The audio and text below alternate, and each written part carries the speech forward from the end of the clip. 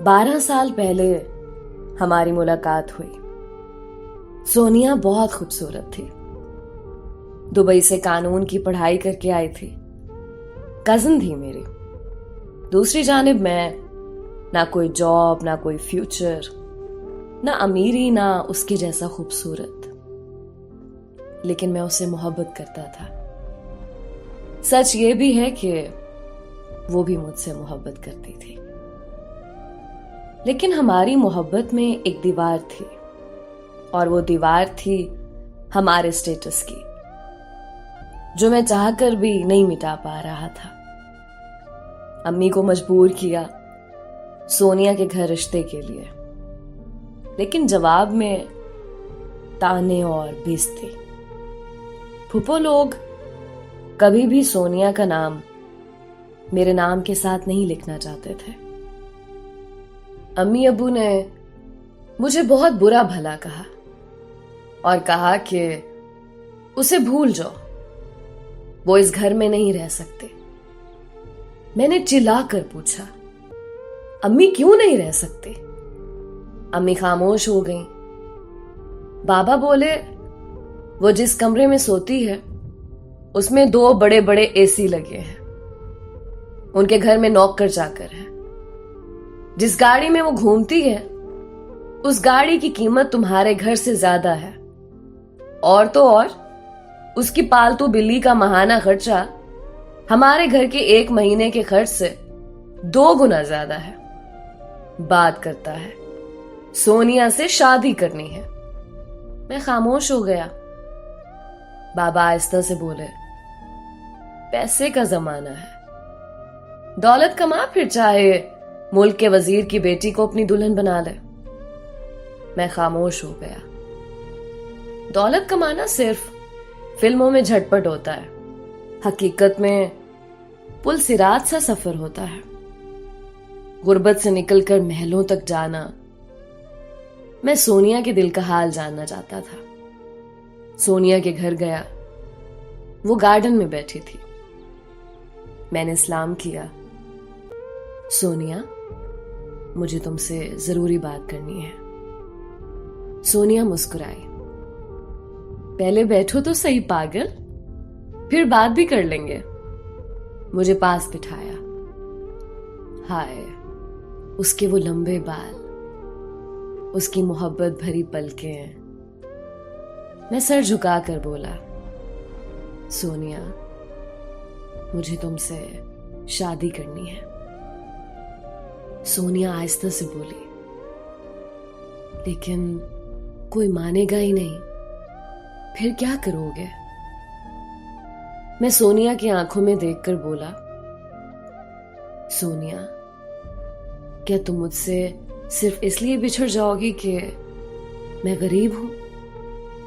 सोनिया ने मेरा हाथ थामा। नहीं शाकिर, मैं कभी भी तुमसे जुदा नहीं होना चाहती। तुम बहुत अच्छे हो, इज्जत करने वाले, ख्याल रखने वाले, मोहब्बत करने वाले। बहुत किस्मत वालों को तुम सा हमसफर मिलता है। मैं भी तुमको खोना नहीं चाहती, लेकिन कोई रास्ता भी तो नजर नहीं आ रहा। मेरे बाबा भाई कोई भी नहीं मानेगा। मैंने सोनिया का हाथ मजबूती से पकड़ा। सोनिया, क्या मेरे साथ कदम से कदम मिलाकर चल सकती हो? सोनिया ने मोहब्बत भरे अंदाज में हाँ में सर हिलाया। मैं हल्का सा मुस्कुराया। फिर आखिरी सी कोशिश कर लूं, एक बार आपके बाबा से बात करने की। उसने बोला, हाँ करके देखो।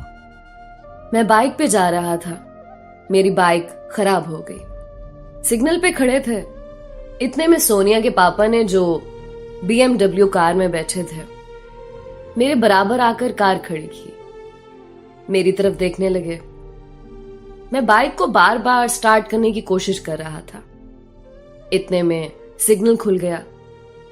पीछे से एक कार वाले ने मुझे गाली दी और बोला, अपनी फटफटी साइड पे कर। मैं अपनी औकात, अपना स्टेटस अच्छी तरह जानता था। लेकिन सोनिया को किसी भी हाल में खोना नहीं चाहता था। सोनिया के बाबा से मिलने उनके ऑफिस गया, लेकिन उन्होंने मेरी एक ना सुनी और मुझे धक्के मार कर निकाल दिया गया।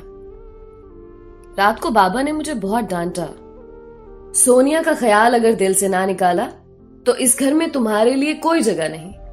मैं खामोश हो गया। हर रास्ता बंद था। क्या करूं, कहां जाऊं? कोई रास्ता नजर नहीं आ रहा था। सोनिया को फोन किया, क्या मेरे बिना जी लोगी? सोनिया आहिस्ता से बोली, पागल, तुम्हारे बिना जी सकती तो अभी अभी पायलट लड़के के रिश्ते को इनकार ना करते। मैंने कहा ना शाकिर, तुम्हारे साथ जीना है। 7 साल तक हम दोनों अपनी फैमिलीज को मनाते रहे। बिलाखिर सोनिया की शादी जबरदस्ती करवा रहे थे किसी और के साथ। सोनिया ने मुझे कसम दी थी, अगर किसी और के साथ शादी हुई तो खुदकशी कर लेगी। मैंने बहुत समझाया, पढ़ी लिखी हो, जवान हो, ऐसा ना करना, तुम बहुत समझदार हो। सोनिया रोते हुए बोली, समझदार हूं इसलिए जबरदस्ती मुझे किसी के साथ बांध रहे हैं। जब कोई रास्ता नजर ना आया तो सोनिया को अपने साथ ले आया। कोर्ट मैरिज कर ली। शायद सबकी नजरों में ये गलत हो, लेकिन आखिर एक ही जिंदगी है। किसने दोबारा आना है इस दुनिया में? फिर भला एक इंसान की चाहत हो और वो भी बिछड़ जाए। हमारी शादी हो गई। मेरे मामा बाबा ने मुझे दरवाजे पे रोक लिया और घर से निकाल दिया। मुश्किलात का सफर शुरू हुआ। लाहौर चला आया, किराए का घर लिया जिसकी हालत काफी खराब थी। उसमें ना एसी था, ना कोई पुरसकून बिस्तर। मैं सोनिया की जानिब देख रहा था, उदास थी। मुझे महसूस हुआ मैंने बहुत गलत कर दिया। मोहब्बत की खातिर उस बेचारी से सब सुकून छीन लिए। लेकिन सोनिया मेरे साथ खुश थी, बहुत खुश। उसने मुझे हौसला दिया, मेरा हाथ थामा, मेरे माथे पे बोसा किया और प्यार से बोली, मेरी जान, अब हम एक हैं। हमारे सुख दुख सब एक हैं। वक्त गुजरने लगा। कभी एक घर से निकाले जाते तो कभी दूसरे घर से। घर का किराया टाइम पे ना दे सकते थे। सोनिया हर कदम मेरे साथ रही। एक वक्त ऐसा आया, हम दोनों ने 2 दिन रोटी ना खाई। मैं घर आया खाली हाथ, सोनिया बर्गर पिज़्ज़े खाने वाली। आज 2 दिन से भूखी थी। मैं बहुत रोया। सोनिया के पांव पकड़ लिए।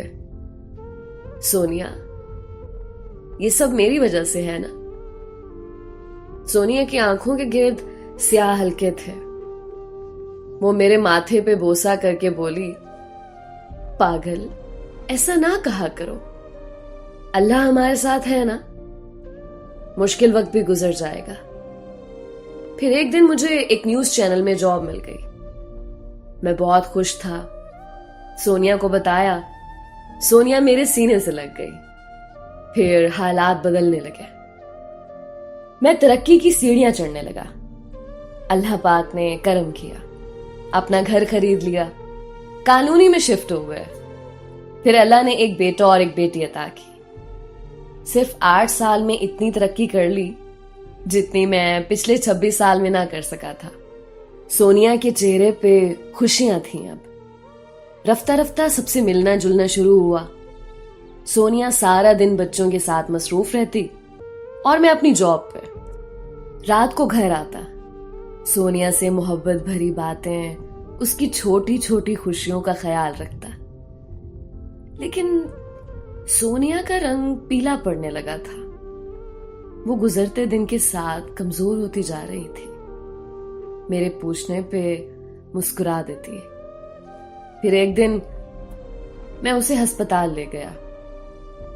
डॉक्टर्स ने बताया आपकी बीवी को लास्ट स्टेज कैंसर है। मैं वहीं पे बेहोश होकर गिर गया। सोनिया बाहर बैठी थी बच्चों के साथ। मैं सोनिया को खोना नहीं चाहता था। सोनिया मेरी जिंदगी थी। मैंने हर मुमकिन कोशिश की, पागलों की तरह शहर शहर घूमा। सोनिया ने मेरा हाथ थामा, मेरे माथे पे बोसा किया, आहिस्ता से बोली, पागल बस कर दो ना, अब कितना थकाओगे खुद को मेरे लिए। मैं सोनिया को सीने से लगाकर बोला, सोनिया मैं कब थकाऊं भला। उसने मेरे पांव की तरफ इशारा किया। बेध्यानी में कब मेरे पांव को शीशे के टुकड़े से कट लग गया, ख्याल ही ना था। मैं अपने सब दर्द भूल चुका था। सोनिया आहिस्ता आहिस्ता बोली, तुम बहुत अच्छे हो, तुमने साथ निभाया, मुझे हर खुशी दी, लेकिन अब वक्त जुदाई है। मुझे मुस्कुराते हुए अलविदा करो ना। मैंने आहिस्ता से कहा, पागलों जैसी बातें ना करो, तुम्हें मैं कुछ नहीं होने दूंगा, तुम तो मेरी रूह हो। सोनिया ने बेटी की तरफ इशारा किया, बिल्कुल तुम जैसी है। बहुत ख्याल रखना मेरे बच्चों का और अपना भी। सोनिया ने मेरा हाथ मजबूती से पकड़ा हुआ था। मैं रोते हुए बोला, जब भी हम पे कोई मुश्किल आती थी, तुम रात भर नवाफिल अदा करती, अल्लाह की इबादत करती, मुश्किल आसानी में बदल जाती। आज मैं सारी रात अल्लाह से तुमको मांगूंगा। वो हल्का सा मुस्कुराई, नहीं पागल, बस अपना ख्याल रखना। फिर आंखों के सामने से वो हमारा 12 साल का सफर